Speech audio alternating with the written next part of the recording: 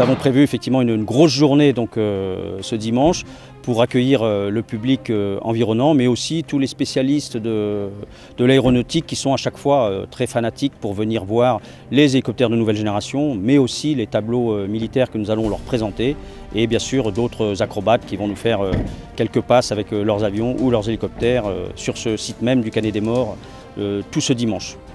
Alors oui, il y a des choses différentes de l'année dernière. De toute façon, à chaque fois, on essaye de faire quand même des tableaux un peu différents.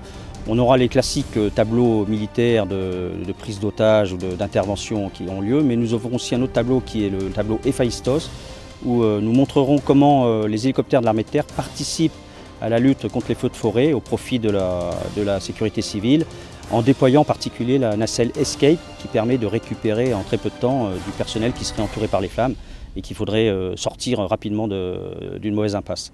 Les pilotes suivent une formation initiale sur hélicoptère à Dax dans un premier temps, donc c'est un petit peu le permis de conduire sur hélicoptère qu'ils vont passer dans ce centre de formation à Dax.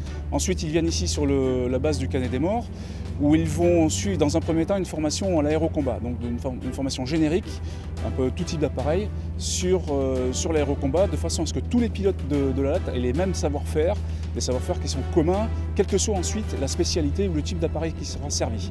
Et ensuite, en dernier lieu, ces pilotes peuvent aller soit sur Tigre, donc au sein de l'école franco-allemande qui est sur site également, soit au centre de formation interarmée NH90 qui est également sur site sur le nouvel hélicoptère NH90 Caïman. Voilà, donc les gens choisissent à l'issue de leur formation à l'aérocombat de servir soit sur Tigre, soit sur NH90. Le Tigre est un appareil d'appui protection et d'appui destruction, donc qui est équipé d'un certain nombre de systèmes d'armes comme le canon, roquettes, missiles air-air, un certain nombre de systèmes d'armes et dont la vocation est d'appuyer les troupes au sol et éventuellement, si le cas se présente, de détruire des cibles qui viendraient gêner l'action de nos troupes au sol. La particularité du Caïman, lui, c'est d'être un hélicoptère de manœuvre et d'assaut. Et donc lui a vocation de transporter des troupes de combat pour les déposer sur des points clés du terrain et d'assurer aussi des missions logistiques. Voilà, donc ce sont des missions qui sont complémentaires et généralement quand vous voyez un Caïman, il y a bien souvent un ou deux tigres avec et inversement. On se retrouve à la base générale de G avec l'école franco-allemande Tigre, d'environ 155 soldats allemands avec leurs familles.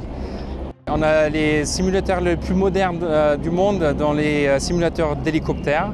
En tout, on a 4 simulateurs de 360 degrés où au début de leur formation, ils exercent comment fonctionne le Tigre parce que c'est un système complètement différent et particulier, très complexe. Donc au début, pour aussi épargner de l'argent, on les entraîne sur le simulateur.